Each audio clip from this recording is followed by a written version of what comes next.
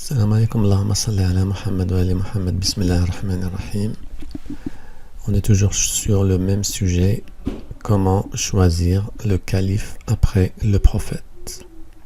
Parce que c'est un sujet très très important. L'islam, ça fait partie des piliers de l'islam. La dernière fois, on avait vu qu'il y avait 4 façons différentes pour choisir le calife. Et que le prophète sallallahu alayhi wa alayhi n'en a jamais parlé. Cela veut dire que ces 4 façons sont la pire innovation qui puisse exister dans l'islam.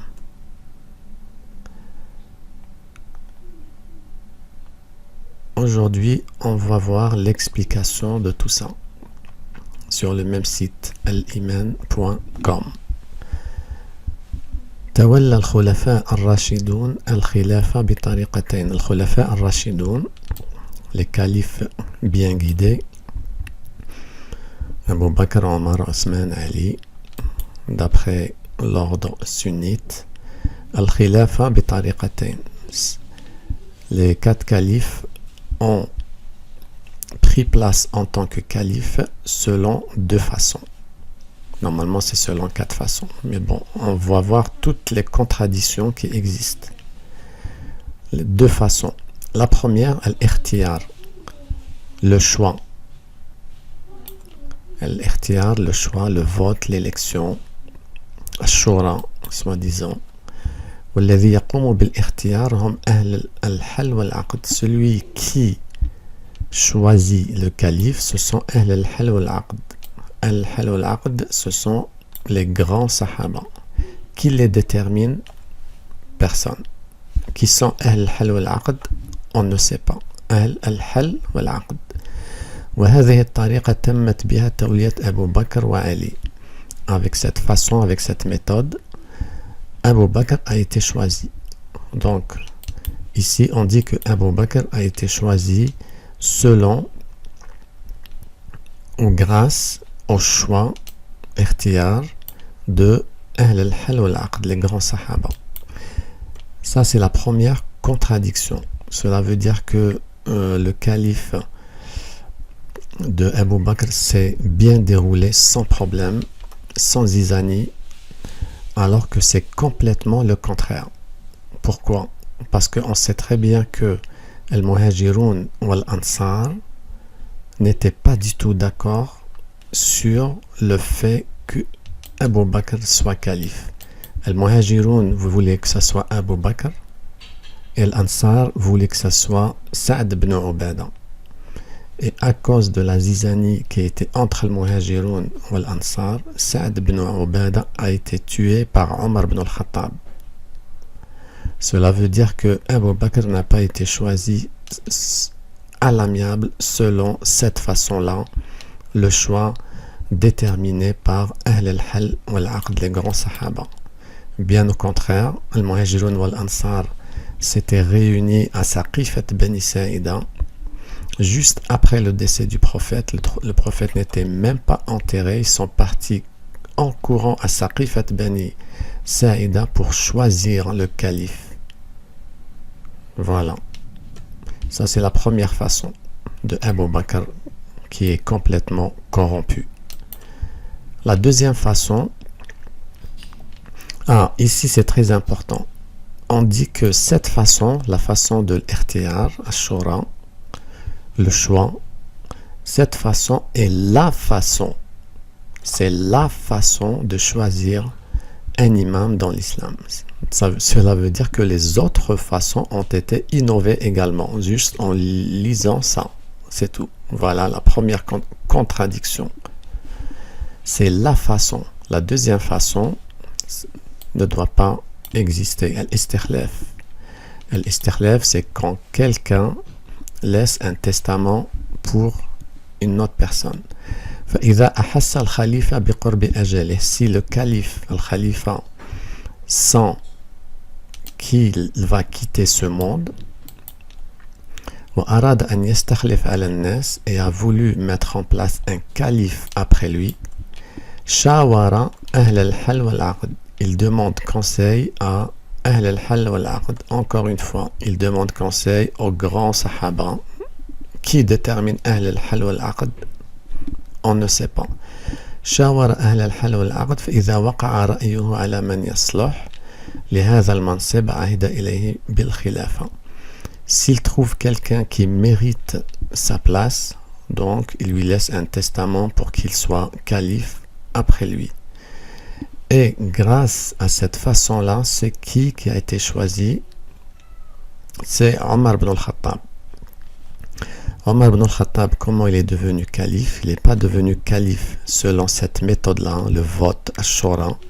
C'est Abu Bakr qui l'a choisi, qui l'a imposé, autrement dit.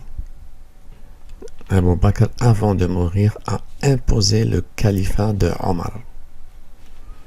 Donc Omar a été calife selon cette méthode-là. Ça, c'est la deuxième. Mais la troisième, c'est quand, voilà, et ce calife peut être ou peut faire partie d'un groupe précis de Sahaba. Kama ahida Omar ila sitta al-mubashirin bil Jannah. Et ça, c'est Omar qui a utilisé cette méthode-là. Il a choisi 6 Sahaba et il leur a demandé de choisir un calife parmi ces 6 Sahaba, alors qu'il y avait des milliers de Sahaba. Omar a voulu que ça soit ainsi. Il a choisi 6 Sahaba et leur a demandé de choisir un calife, et Uthman a été choisi selon cette méthode-là. Bayda Abdurrahman, وقد اختاروا Uthman. Voilà. Donc il y a 3 ou 4 façons. La 4e façon, il n'en a pas parlé dans l'explication, et c'était la façon de la force. Harb dra, comme on dit. Donc, je répète, ces façons-là, le prophète sallallahu alayhi wa alayhi n'en a jamais parlé. Ce sont les Sahaba qui ont innové. Et c'était la pire innovation qui puisse exister dans l'islam, suite à laquelle il y a eu beaucoup de problèmes. Il y a eu des morts, il y a eu de la zizanie, beaucoup de différences, beaucoup de différends. Alors, on continue. Ça, c'est un hadith rapporté par Aïcha. Aïcha قالت قال لي رسول الله صلى الله عليه وآله في مرضه. Aïcha dit que lorsque le prophète était malade, il lui a dit ud'u li Aba Bakr abaki wa akhaki. Donc Aïcha dit que le prophète, quand il était malade, lui a demandé d'appeler son père, c'est-à-dire Abu Bakr, et son frère. Hatta aktuba kitaban, je vais leur laisser un testament. Vous allez voir le mensonge et la contradiction dans cette riwaya. فإني أخاف أن يتمنى متمن ويقول قائل أنا أولى. Il lui a dit, je vais leur écrire un testament parce que j'ai peur qu'il y ait une autre personne qui dira que je suis mieux que Abu Bakr, et c'est moi qui mérite. Donc là, ça parle de succession. Voyez, Aballah wal mu'minun illa Abu Bakr. Dans cette riwaya, Aïcha vous dit que le prophète, avant de décéder, il lui a demandé d'appeler Abu Bakr et le frère de Aïcha, en gros pour leur dire que c'est Abu Bakr qui mérite le califat après moi. Le califat, c'est le successeur du prophète, c'est l'imam, c'est lui qui va prendre la relève. C'est quelque chose de très très important. Aïcha vous dit que le prophète, pour déterminer le calife après lui, il a appelé le calife et son fils, c'est-à-dire le frère de Aïcha, c'est tout. Il appelle 2 personnes pour leur dire, écoutez, c'est Abu Bakr qui mérite le califat après moi. Pourquoi le prophète n'a pas réuni tous les sahaba pour leur dire, écoutez, c'est Abu Bakr qui sera mon successeur? Vous voyez en fait le mensonge, la contradiction qui existe. Le prophète pour déterminer le successeur après lui, au lieu de dire ça à toute la Ummah, à tous les Sahaba, non, il appelle uniquement Abu Bakr et le frère de Aïcha, et c'est Aïcha qui vous rapporte ça.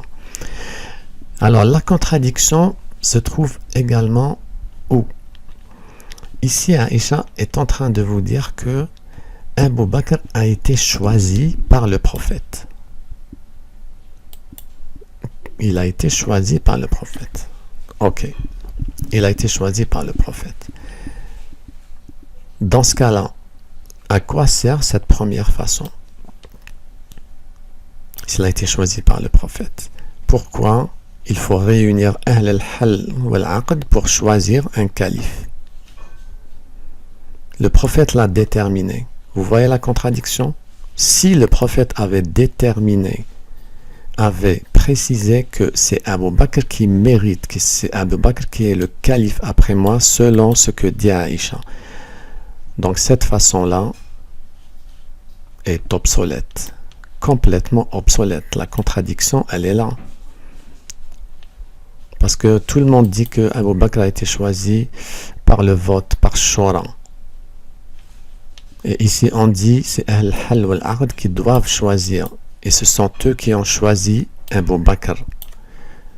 Cela veut dire que le prophète sallallahu alayhi wa alayhi n'a jamais dit que Abu Bakr sera le successeur après lui. D'accord? Si, autre chose, si le prophète sallallahu alayhi wa alayhi avait dit que Abu Bakr mérite le califat après moi, dans ce cas-là, pourquoi le Muhajirun ou l'Ansar se sont réunis dans la Saqifa pour déterminer le calife? L'Ansar voulait Sa'd ibn Ubadah et le Muhajirun voulait que ce soit Abu Bakr. Et il y a eu beaucoup de différends. Ils ont même tué Sa'd ibn Ubadah. Pourquoi Abu Bakr ne leur a pas tout simplement dit: écoutez, le prophète, avant de mourir, il m'a dit que je méritais la succession après lui et c'est moi le calife et ça sera réglé. Non. Ils sont partis en courant à Saqifat Bani Sa'ida juste après le décès du prophète pour choisir un calife. Cela veut dire que Abu Bakr n'a jamais été choisi par le prophète. Et s'il a été choisi par le prophète et malgré ça ils sont partis à Saqifat Bani Sa'ida et l'Ansar voulait que ce soit Sa'd ibn Ubadah, cela veut dire que tous les Ansar ont désobéi au prophète, tout simplement. Et ce sont des Sahaba. Vous voyez les contradictions qui existent. Les contradictions qui existent dans le choix du calife. Un autre hadith qui dit, alors le prophète sallallahu alayhi wa alayhi dit: iqtadu billadhayni min ba'di Abi Bakr wa Omar. Le prophète soi-disant a dit: suivez les deux qui sont après moi, Abu Bakr et Omar. Cela veut dire que le prophète a déterminé Abu Bakr et Omar après lui. Donc il n'y a pas lieu d'aller à Saqifat Bani Sa'ida et choisir un calife. La contradiction, elle est là. Cela veut dire que le prophète n'a jamais choisi Abu Bakr. Tout simplement. Et ici, un autre hadith dit, le prophète a dit: alaykum bi sunnati wa sunnat al-khulafa ar-rashidin al-mahdiyyin. Le prophète sallallahu alayhi wa alayhi a soi-disant dit: alaykum bi sunnati, suivez ma sunna et la sunna des califes bien guidés. Mais qui sont les califes bien guidés? Il les a pas déterminés, le prophète. Suivez ma sunna, ok, c'est compréhensible. Et suivez la sunna des califes bien guidés. Mais qui sont les califes bien guidés? Le prophète ne nous a pas donné leur nom afin qu'on les sache et qu'on les suive. Il est parti comme ça sans nous laisser de nom, d'après vous les sunnites. Dans ce cas-là, quand il dit le prophète, al-Khulafa ar-Rashidin al-Mahdiyyin, il faut suivre leur sunna, n'a pas lieu d'être parce qu'on ne les connaît pas, tout simplement. Le prophète, et puis Il dit sunnati wa sunnat. Donc il y a deux sunnas ici. Il y a la sunna du prophète et la sunna des califes bien guidés. Deux sunnas différentes ou identiques. Si c'est identique, donc il aurait dû dire tout simplement alaykum bi sunnati, suivez ma sunna. Pourquoi la sunna des califes bien guidés, dont on ne connaît même pas les noms? Vous voyez, ça, c'est les contradictions qui existent dans le choix des califes juste après le prophète. Pourquoi il y a des contradictions? Parce que tout simplement, les sahaba n'ont jamais écouté le prophète, ils l'ont désobéi complètement.